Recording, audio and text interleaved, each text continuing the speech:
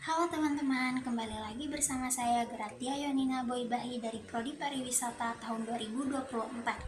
Kembali lagi bersama saya di penjelasan materi mata kuliah pengantar ilmu industri hospitality.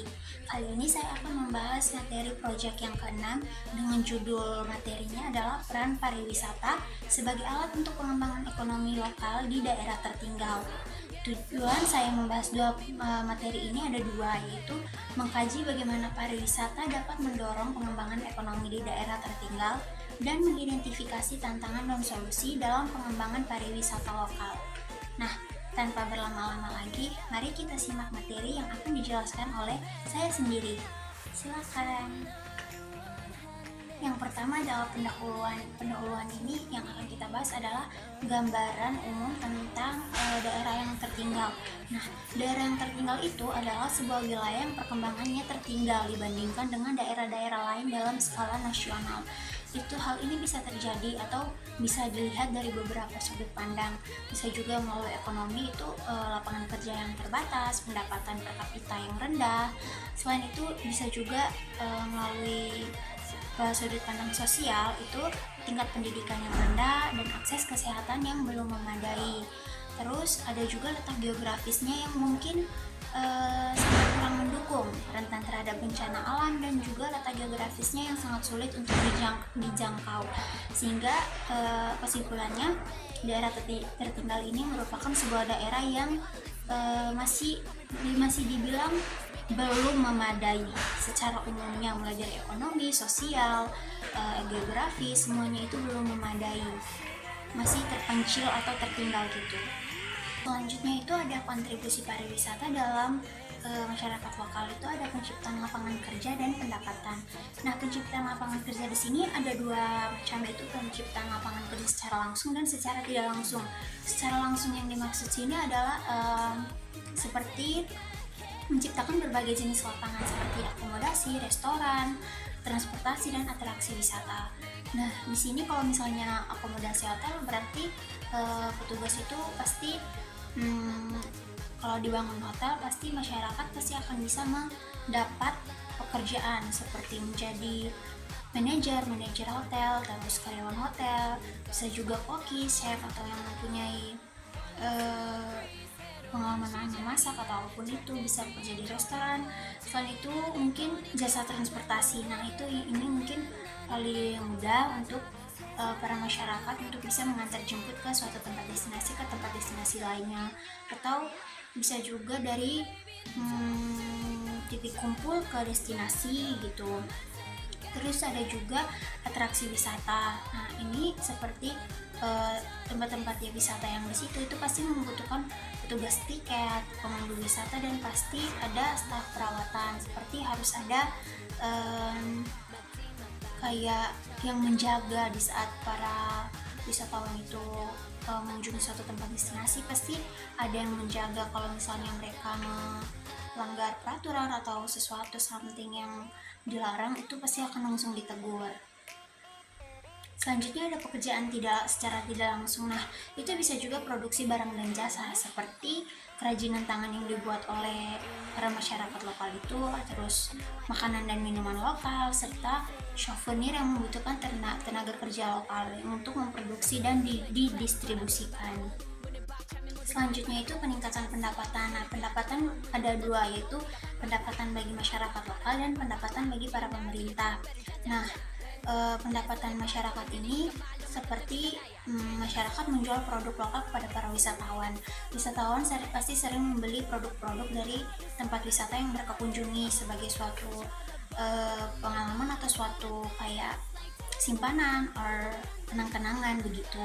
Mungkin bisa juga penyewaan properti, yang dimana masyarakat lokal ini menyewakan rumah atau kamar mereka kepada para wisatawan. Terus ada juga jasa transportasi, itu pengemudi atau kendaraan tempat pribadi itu dapat memperoleh penghasilan tambahan dengan mengantar wisatawan kemana-mana.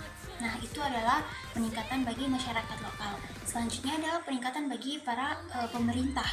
kenapa pemerintah juga mendapat pendapatan, karena pemerintah daerah ini dapat memperoleh pendapatan dari dari pajak sektor pariwisata seperti pajak hotel, restoran, dan tiket masuk. Nah, pendapatan ini bisa digunakan untuk membiayai pembangunan infrastruktur dan pelayanan publik lainnya untuk di wisata atraksi tempat wisata tersebut.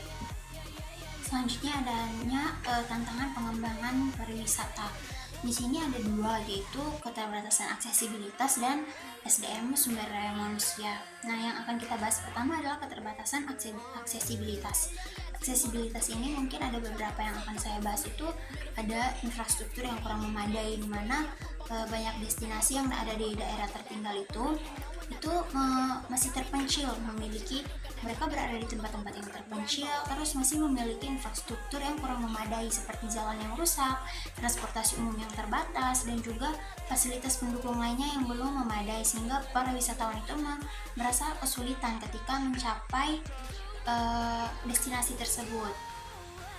Bisa juga jarak yang jauh. Beberapa tempat destinasi itu terletak di daerah yang sangat jauh dari pusat kota ataupun airport, atau dari tempat stasiun atau apapun itu.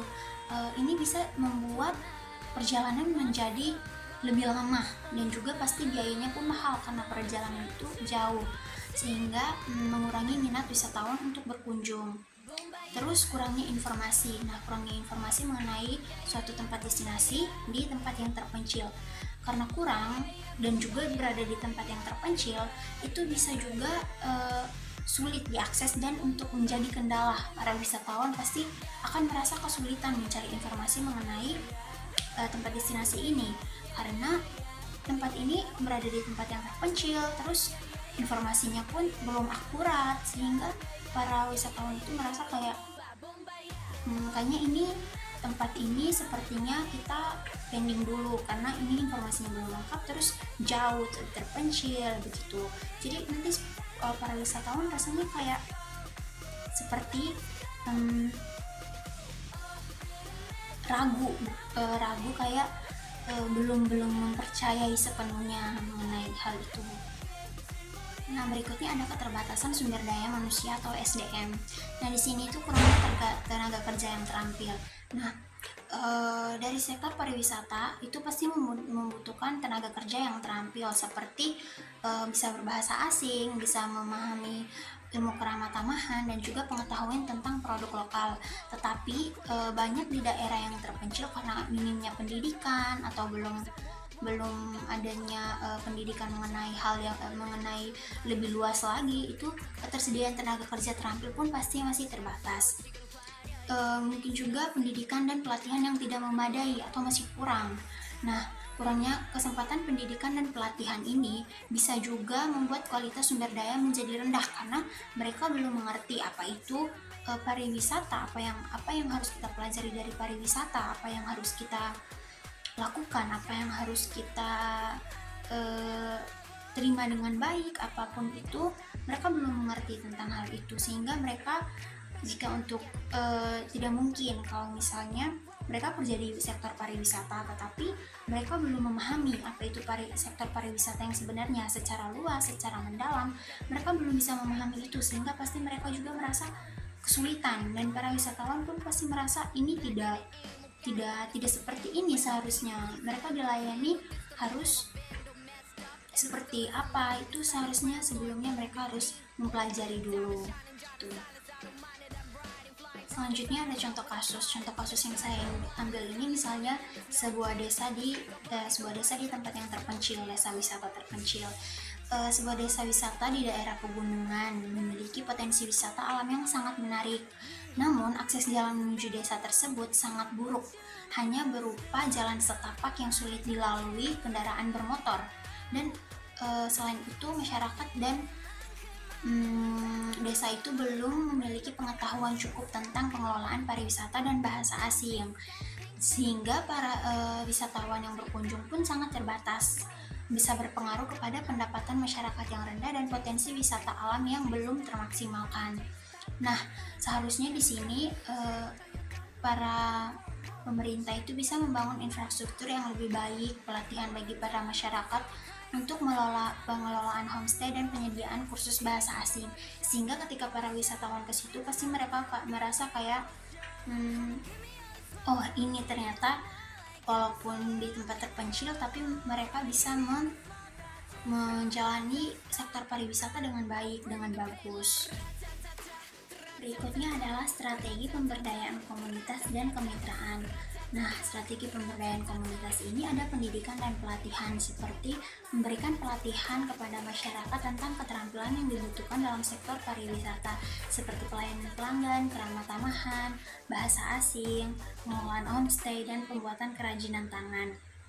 Nah, ada juga mungkin keterlibatan dalam pengambilan keputusan, seperti memberikan kesempatan kepada masyarakat untuk berpartisipasi dalam perencanaan untuk menjadikan tempat destinasi itu merupakan tempat yang akan berkembang menjadi pariwisata gitu. Ada juga kemitraan, itu kemitraan yang kuat antara berbagai pihak, seperti berkepentingan yang sangat penting untuk keberhasilan pengembangan pariwisata.